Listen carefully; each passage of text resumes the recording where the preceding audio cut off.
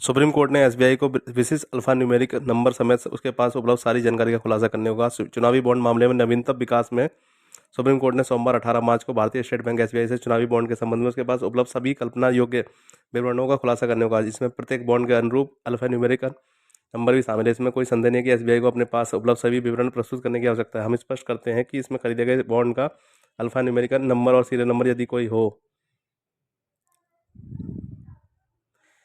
तो शामिल होगा। भविष्य में किसी भी विवाद से बचने के लिए हल्फनामा दाखिल करना होगा कि उन्होंने अपनी कस्टडी में सभी विवरणों का खुलासा किया है और कोई भी विवरण छुपाया नहीं गया है। न्यायालय ने कहा कि उसके 15 फरवरी के फैसले ने एसबीआई को खरीद बुलाने की तारीख, क्रेता, प्राप्तकर्ता का नाम और मूल्य वर्ग सहित सभी विवरण का खुलासा करने के लिए बाध्य किया है। सहित शब्द के उपयोग का अर्थ है कि निर्णय में निर्दिष्ट विवरण उदाहरणात्मक है और संपूर्ण नहीं है। न्यायालय ने आगे निर्देश दिया कि भारत के चुनाव आयोग का को एसबीआई से प्राप्त विवरण प्राप्त होने पर तुरंत अपनी वेबसाइट पर अपलोड करना चाहिए। चुनावी बॉन्ड विवरण से संबंधित अदालत द्वारा निर्देशित प्रकटीकरण प्रक्रिया में एक महत्वपूर्ण कदम है, जो चुनावी बॉन्ड योजना को असंवैधानिक करार देते हुए एक संविधान पीठ के फैसले से उत्पन्न हुआ है। इससे पहले शीर्ष अदालत ने चुनावी बॉन्ड विवरण प्रस्तुत करने के लिए समय बढ़ाने के बैंक के आवेदन को खारिज कर दिया था। अदालत के फटकार के बाद स्टेट बैंक ने उसके निर्देशों के अनुपालन में भारतीय चुनाव आयोग ईसीआई को चुनावी बॉन्ड का विवरण प्रस्तुत किया। विवरण दो अलग अलग सूचना पैकेटों में प्रदान किए गए थे। पहले में चुनावी बॉन्ड के खरीदारों का विवरण था और दूसरे में उन राजनीतिक दलों के नाम थे जिन्होंने सभी आवश्यक विवरणों के साथ उन बॉन्डों को बनाया था।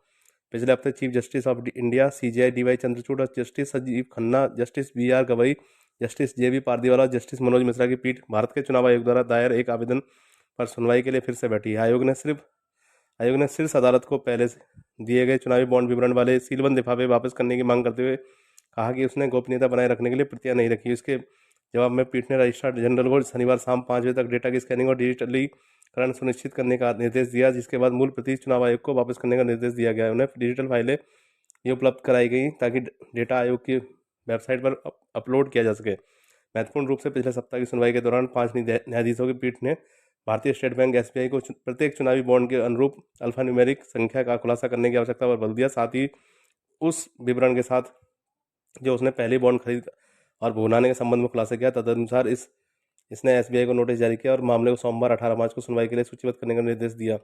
Democratic reform ADR, common cause और भारतीय कम्युनिस्ट पार्टी मार्क्सवादी सहित सभी विभिन्न दलों ने चुनावी बॉन्ड से संबंधित महत्वपूर्ण विवरणों का खुलासा न करने के लिए इसके खिलाफ अवमानना याचिका दायर की। एसबीआई के आवेदन को 5 न्यायाधीशों की पीठ ने खारिज कर दिया, जिसने निष्कर्ष निकाला कि अपेक्षित जानकारी बैंक के पास आसानी से उपलब्ध है और जारीकर्ता बैंक द्वारा डेटा संकलित करने की जटिलता के आधार पर समय सीमा बढ़ाने के प्रयासों को खारिज कर दिया। तदनुसार अदालत ने 12 मार्च 2024 को व्यावसायिक घंटों की समाप्ति तक इन विवरणों का खुलासा करना अनिवार्य कर दिया। इस निर्देश के बाद एसबीआई ने 12 मार्च को अदालत के आदेश के अनुपालन में भारत के चुनाव आयोग को चुनावी बॉन्ड का विवरण प्रस्तुत किया। ईसीआई ने तुरंत सोशल मीडिया प्लेटफॉर्म एक्स, पूर्व में ट्विटर पर अपने प्रवक्ता के माध्यम से इस विकास की घोषणा की। इसके अतिरिक्त 13 मार्च 2024 को भारतीय स्टेट बैंक के अधिकारी चेयरमैन दिनेश कुमार खारा ने सुप्रीम कोर्ट में एक अनुपालन हलफनामा दायर किया, जिसमें ईसीआई को चुनावी बॉन्ड विवरण प्रस्तुत करने की पुष्टि की गई। हलफनामे में बताया गया कि बैंक ने 2 अलग अलग पैकेटों में जानकारी प्रदान की। एक में बॉन्ड खरीदने वालों का विवरण था और दूसरे में उन बॉन्डों को बनाने वाले राजनीतिक दलों की जानकारी थी। इसके अलावा एसबीआई ने स्पष्ट किया कि 1 अप्रैल 2019 से 15 फरवरी 2024 के बीच कुल 22,217 बॉन्ड खरीदे गए, जबकि इस अवधि के दौरान 22,030 बॉन्ड बनाए गए। इसके बाद के कदम में 14 मार्च को भारत के चुनाव आयोग ने पारदर्शिता के लिए अदालत के निर्देशों का पालन करते हुए भारतीय स्टेट बैंक द्वारा आपूर्ति किए गए चुनावी डेटा को अपनी आधिकारिक वेबसाइट पर अपलोड कर दिया। शनिवार को सुप्रीम कोर्ट ने इसके आवेदन के जवाब में चुनावी बॉन्ड पर राजनीतिक दलों से प्राप्त डेटा वाले सीलबंद लिफाफे को डिजिटल संस्करण के साथ वापस कर दिया। उसके बाद आयोग ने एक प्रेस विज्ञप्ति में इस विकास की घोषणा करते हुए अदालत की रजिस्ट्री से प्राप्त डिजिटल डेटा को अपनी वेबसाइट पर अपलोड कर किया। मामले का विवरण एसोसिएशन फॉर डेमोक्रेटिक रिफॉर्म्स एवं अन्य भारत बनाम भारत संघ एवं अन्य डायरी नंबर 11,805/2024।